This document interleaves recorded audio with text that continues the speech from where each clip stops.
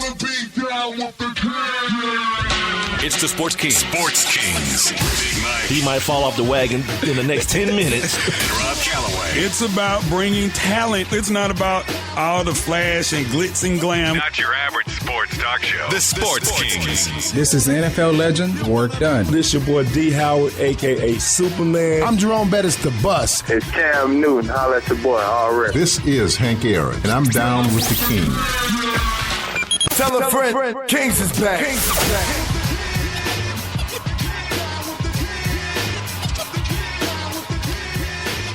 And welcome into another edition of the Sports Kings podcast. Yours truly, Big Mike.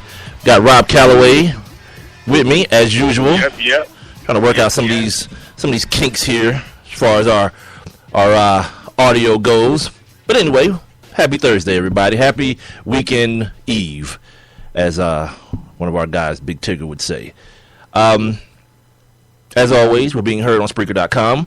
You can also get us via the Spreaker app on your iPhone or your Android device. Make sure you guys tell a friend that we are 100% interactive, so you guys can jump in the chat room and holler at us about any of the subject matter that we're discussing, or if you want to bring something up yourself, we're game. You know, there's no real structure to this whole thing we're doing. We're just here trying to have some fun, deliver some information in the meantime, and go home. Well, we're already at home, but then end it. That's the beauty of this, too. We're at home. By the way, I don't know if I told Rob, but it's No Pants Thursday. Yeah, you guys. Great, because I got my boxer briefs on. Absolutely. Let's get, and we're gonna get you guys ready for the live look-ins here in another couple of months of doing this. Yeah, that'll be a treat. Definitely clicking explicit on the little Spreaker thing now. Also, we're on social media, Twitter, Instagram, and Facebook at Sports Kings Live, and on email, sportskingslive@gmail.com. Now, one final basketball game last night, at least for another 7-8 days. On the 8th day, we'll get some more basketball, but we're going to be about a week without.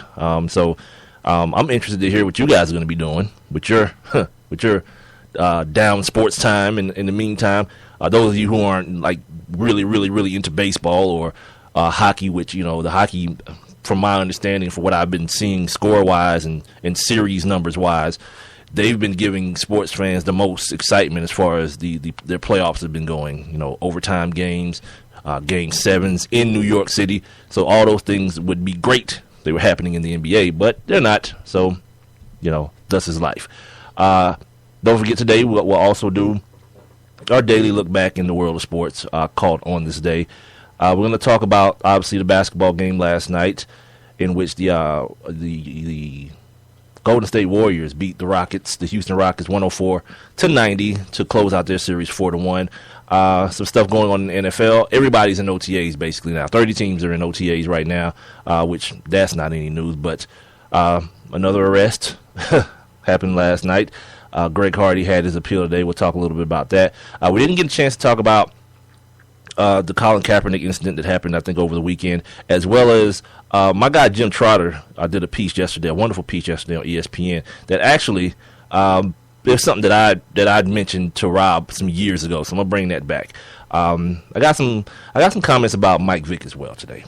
You know, some things that kind of disturb me when it comes to him. Some additional things, some additional things, and some things in the world of the NCAA as well. And I don't know if you guys have been paying attention, but A-Rod has he's accomplished another milestone. He's passed Lou Gehrig on the all-time RBI list. No one cares. I think he's like third, all by himself in third now on this RBI list, and it's like crickets. No one gives a damn. But that's the life of A-Rod now. You know what I mean? I think it's third, but he's really tied for second with Barry Bonds is what I think it is. Are you sure? Because I'm gonna ask you. See, we do this every week. At some point in the week. No. I just saw no. Seriously. I just saw it. I saw it running across the ticker a little while ago, and it was saying that he was tied with Barry Bonds for second, but I mean that would still be third. I mean, you know. No, that'd be second. No, that'd be second. Unless he got. I don't know how many RBIs Barry Bonds was away from from Lou Gehrig, but unless I guess it's possible that A-Rod could have gotten some additional RBIs. Like, by the way, that dude's been on a little bit of a tear. By the way, if anybody's been paying attention, A-Rod's playing some damn good baseball. Well, yeah, you can jump off the diving board to deep end if you want to. I'll just say he's playing some good baseball right now. You know what I mean? I'll say that because it is a baseball player and he is A-Rod. So, yeah, good for him. All right, let's get started here, ladies and gentlemen. Last night's conference finals. I actually watched it today, this afternoon, and I gotta get my DVR game like a lot tighter than I got it because I'm losing a lot of precious minutes of basketball games because for whatever reason, there's only a certain way to set the DVR to go over like about 30 minutes or an hour. Like if I click on it right now, let's say. Right. It'll give me like 1, 3, or 5 minutes. That ain't gonna help me, Comcast. But there is a way to go in and do it, but you gotta do each one individually. I can't do the entire, like, I got all the NBA playoffs saving. I can't do all of them at one time to just save an hour over so I get everything. And it's too much, like, it's too much for me to remember to go in beforehand and be like, oh, by the way, yeah, I need to go ahead and set this thing to go 30 minutes past so I get everything. Anyway, I watched the game today, and I can't say that I was entertained at all, to be honest with you. I mean, there were some things that were that were mad funny, and there were a bunch of stupid things that happened in this game. First, I don't know if I mentioned this yesterday, but I want to mention it today. Steve Kerr has done a wonderful job of making defensive adjustments.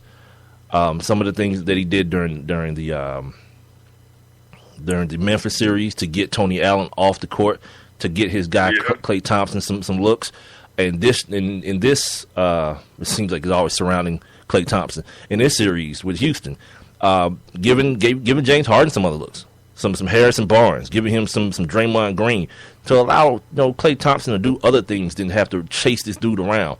And last night, let's start here. Let's start with Houston.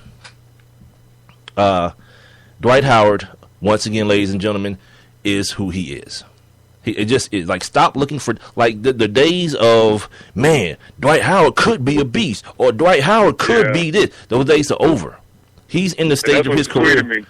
Yeah, he is what he is. You texted me last. Yeah, you texted me last night. It was like, yeah, obviously Dwight's just a show. Because he started out with a bunch of energy, doing exactly what I talked about yesterday: rim running, blocking shots, getting rebounds, catching alley-oops. But then it happened. Somebody thought it was a good idea to start running offense through Dwight. Ah, boy. And then it happened. Yeah, that little ugly jump hook and him trying to figure out his footwork on the fly, not a good move. And in the meantime, while that's happening, your star hasn't gotten into a groove. The dude who really gets buckets hadn't gotten to a groove. Ended up shooting, 2 for 13 for the game. That dude had 13 turnovers by himself. That was because of Lil B. Lil B was in the house. I'm just going to wait for you to finish. I'm not entertaining that at all. I'm saying Lil B was in the house, man. The God-based curse in the house. I mean, that's what everybody else was saying. You know I'm not buying it today. Yeah, that Little B thing is ridiculous. If you're talking about Harrison Barnes and you're calling him Little B, okay, we'll go with that. Draymond Green did a wonderful job on James Harden. And again, they didn't do enough to get him going early. I guess they thought the whole 45-point outing was going to just carry over. And I read a wonderful article before we started recording today, too, and it talked about those exact same things I was talking about the other day, how Dwight Howard has to also realize who he is. Like, you're not that dude. The dude with the beard is the guy. You're Dwight Howard, in name only. That dude who was that dude 4 years ago, 5 years ago, he don't exist no more, man. You're quasi DeAndre Jordan. Same type of, obviously DeAndre's bigger, but just as athletic. I think DeAndre's younger. Y'all do the same things. But you want people to still believe that you have the capability of performing offensively. I'm not going to say, when Dwight Howard, let me tell you, when Dwight Howard is healthy, and it comes to him out-athleting another big man, top of the notch. Top notch. You know what I mean? Well, I mean, but I didn't really see him out big man DeAndre. I mean, I saw they both were playing good basketball. Yeah, those were some good matchups between him and DeAndre. Right. But he's not the guy I'm talking about, because you're not going to out-athlete him. He's just as good an athlete. That's athlete on athlete. That's going to cancel each other out. But when it comes down to being a better athlete than, say, Andrew Bogut, of course, Dwight Howard's he's going to beat him up the court every time. When it comes down to you see those help side defensive plays that he makes, very few big men can make those plays. But he's got to understand, and the people around him, it's like your friend who walks out the house with that bum ass outfit on and think he's fresh. If you let him do it, it's your fault too. Like, you're culpable too as his friend. So as his coach, Kevin McHale, as anyone else that's involved in working with him, Keem Olajuwon, someone at some point has to tell Dwight, that ain't you. That era when people thought that could possibly be you is over. Now you're another guy that is you're pretty much an overpaid piece now. You're not a cornerstone. There's one cornerstone on that team. His name is James Harden. You thought you had two. Like, you thought you had two. You thought you was going to have three last offseason when you tried to acquire Chris Bosh. And then everything kind of went the way it went. Brian went back to Cleveland, and Bosh was like, all right, yep, Miami has all the money I need. I'll go back. And Houston got left with, where's Trevor Ariza? Somebody get him on the phone immediately. And they got Trevor Ariza. Good player. But... Yeah. If you're looking for that, I mean, and he was just right down. He was right up the road in Dallas, so it wasn't. No, Trevor Ariza was in Washington last year. Yeah, you're right. Yeah, he's playing with John Walton last year. So I don't know where you go from here if you're the Houston Rockets, as far as figuring out what you're going to do as far as championships go. Because while James Harden is saying that he's only 25, that he's still 25. Yeah, I've learned the hard way that stuff goes quickly. Like, I'll always remind Rob and anyone else who heard me say this about the Oklahoma City Thunder. When James Harden was there, I was like, yeah, it's cool that they lost in the finals, but guess what? Everybody else going to get older. Yeah. They're going to get better. They'll be young. Right. I remember that. Yeah, and look what happened to them. Injuries and trades. Here's something else I wanted to clear up, too, that I didn't understand till just recently, maybe like a month ago. Like, when everybody was like, the Oklahoma City Thunder should have kept James Harden, I kept on saying they couldn't. They can't. There's too much money. He's going to want too much money. Not understanding what they were saying was, screw that. Just keep him and lose him. Lose him to free agency. Don't try to get nothing back for him. If you got a window, if you got a championship window, and he's a part of that, just run it out. Right. Risk it and run it out. And I didn't. Like, I kept hearing people say that, and I kept making the argument like, no, you can't pay all three of these dudes, or all four of these dudes. It was four now, because Ibaka had got his money. But he was still under contract. Right. Right, yeah. And then it hit me like, now I get it. It's like a delayed response. I was like, here I am 2 years later, and I finally get what people are saying. Keep the dude, and just, you don't get anything back for him, but maybe, just maybe, you get a championship out of it. Right. From that aspect, I do understand. I mean, and then when you look at how everything just fell apart this year for Oklahoma City, I mean, you just kind of wonder. I mean, I really don't know if he was there. I don't know how he and Russ would have coexisted. Like, because they would have had to play together. Well, it was fine. He was a six man then. You know what I mean? And then he was the primary ball handler. He wouldn't have been this year. I'm saying he wouldn't. If he was on the team this year, and everything that happened, like, I think they would have ended up putting him in the starting rotation. They would have brought him off the bench. But here's the thing: you can't anticipate that stuff happen, because there's no guarantee that it still would have happened had he been there. You know what I mean? Kevin Durant getting hurt, maybe he doesn't get hurt if James Harden's there. Not necessarily saying that one has to do with the other, but you just don't know how that. And that's my point. You just don't know how these things are going to play out. When people are saying keep this guy around, it's because you don't know. Maybe you get a championship, but maybe you don't. But the fact that you traded him, you definitely know now. You definitely know you don't get no championship now because you traded him. So my point in going back to that was to say I finally kind of got it. It kind of hit my brain in a certain angle, and I was like, that makes sense a little bit. Not the way I thought it was being said, but the way that it was supposed to be interpreted. Now I finally, 2 years later, interpret what people were saying, what some people were saying. I know some people were saying Pam. That was ignorant. And that's why I kept